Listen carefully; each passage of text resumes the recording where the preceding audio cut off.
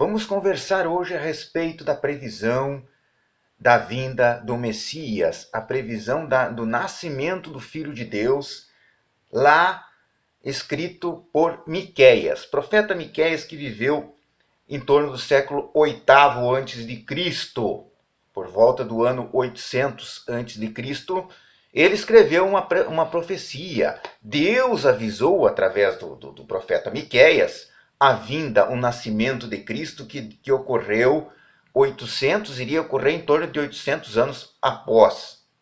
Diz o profeta Miqueias, lá no livro de Miqueias, capítulo 5, no verso 2: E tu, Belém Efrata, pequena demais para figurar como grupo de milhares de Judá, de ti me sairá o que há de reinar em Israel, e cujas origens são desde os tempos antigos, desde os dias da eternidade.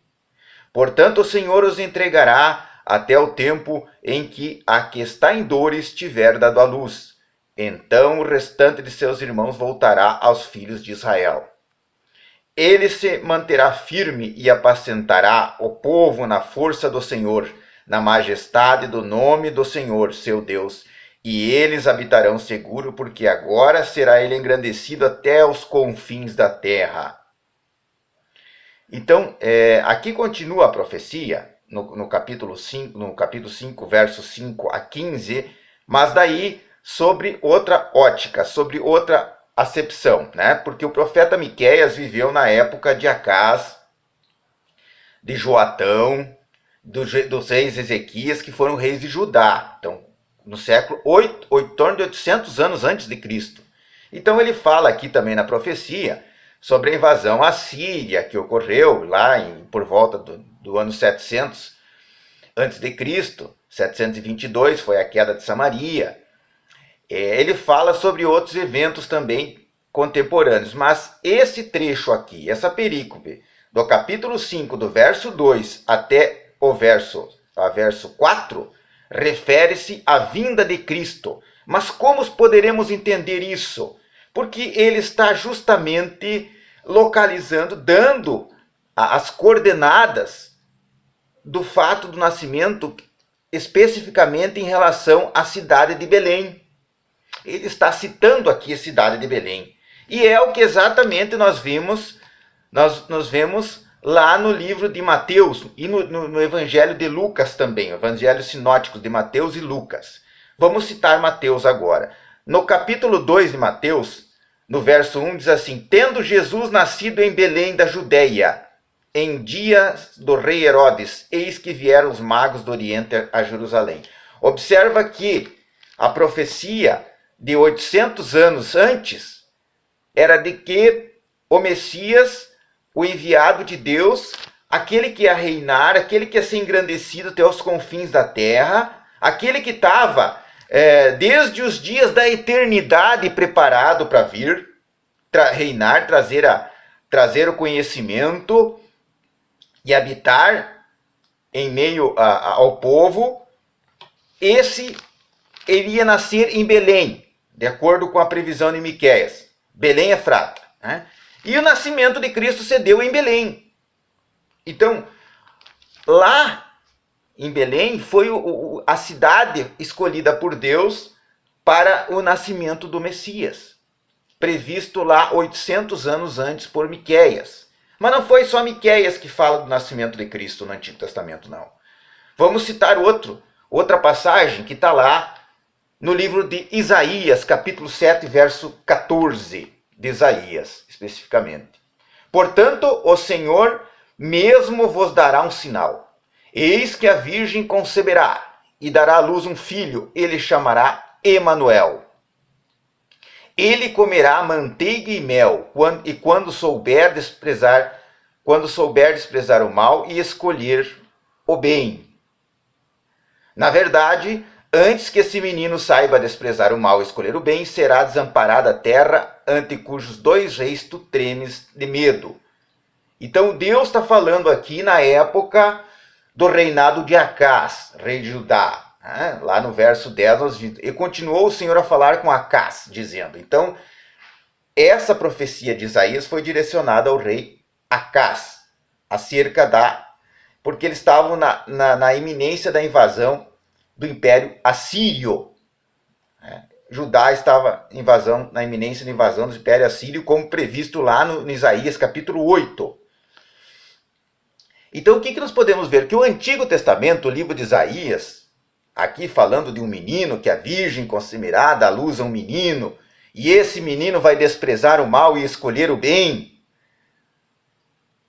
Essa previsão, esse vaticínio, que está em Isaías 7,14, que também está, como lido agora há pouco, em Miqueias, capítulo 5, verso 2, em Miqueias ele é mais preciso quanto à localização do nascimento do enviado de Deus, do próprio Deus, do Cristo, que ele fala Belém Efrata.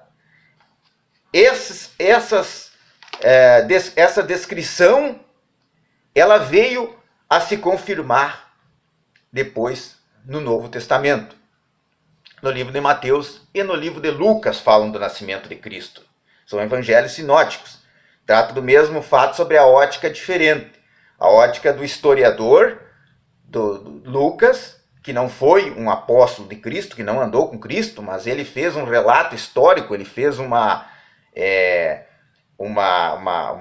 coleta de dados sobre o que aconteceu e narrou isso através do livro que leva o seu nome, o livro de Lucas, e do livro de Atos dos Apóstolos, que é da autoria também de Lucas, que não era um dos apóstolos que andou com Cristo, que conviveu com Cristo. Já Mateus, sim. Mateus era Levi, o coletor de impostos, convertido, que também participou com Cristo da missão dele durante o tempo que ele esteve aqui na terra. E Mateus, ele fala especificamente, ele utiliza uma mesma, na narrativa, em Mateus 1,23, ele utiliza a mesma descrição que nós lemos lá em Isaías 7,14, especificamente Isaías 7,14, que diz assim: portanto o Senhor mesmo vos dará um sinal, eis que a virgem conceberá e dará à luz um filho e lhe chamará Emanuel. Já no livro de Mateus, capítulo 1,23, o evangelista escreve assim: eis que a virgem conceberá e dará à luz um filho, e ele será chamado pelo nome Emanuel, que quer dizer Deus conosco. E no verso 22, vamos citar também: ora, tudo isto aconteceu para que se cumprisse o que fora dito pelo Senhor por intermédio do profeta. Eis que a virgem conceberá e dará à luz um filho, e ele será chamado pelo nome de Emanuel. Ou seja, é o cumprimento. O Cristo é o cumprimento da profecia de Isaías e da profecia de Miqueias. Lá na época do rei Acás, na época que Miqueias, que viveu também na época de Acás, na época de Joatão, na época do rei Ezequias, que é em torno de 800 anos antes de Cristo. Tudo é preparado por Deus. Deus tem um cronograma, e Deus teve o cronograma de remissão da humanidade, de perdão, de trazer o conhecimento para a humanidade. E esse cronograma através do nascimento de Cristo e do trabalho e da obra da evangelização de Cristo. E todo o ínterim, o caminho, o itinerário estava já anunciado desde o Antigo Testamento e veio a se cumprir nos livros do Novo Testamento. Então esse é o motivo para que possamos ter a convicção de que Cristo é o Salvador. Ele é a remissão dos pecados, ele é a força para todo aquele que crê no Pai Celestial obter o perdão através do seu sangue, através do seu sacrifício, a remissão de todos os pecados.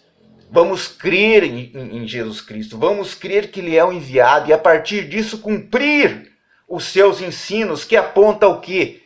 Para o Antigo Testamento, para a lei de Deus em Êxodo 20, para os 10 mandamentos. Cristo, obedecer a Cristo, seguir a Cristo é cumprir os mandamentos.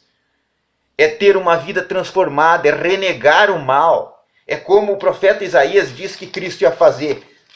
Ele comerá manteiga e mel quando souber desprezar o mal e escolher o bem. Ele desprezou o mal e escolheu o bem. E é isso que ele nos convoca, a uma mudança de vida, a uma renovação de vida, deixar o mal, deixar o pecado, deixar os erros de lado e passar a ser uma nova criatura através do arrependimento, do pedido perdão a Deus e o perdão a Cristo para a purificação dos pecados, para a remissão dos pecados.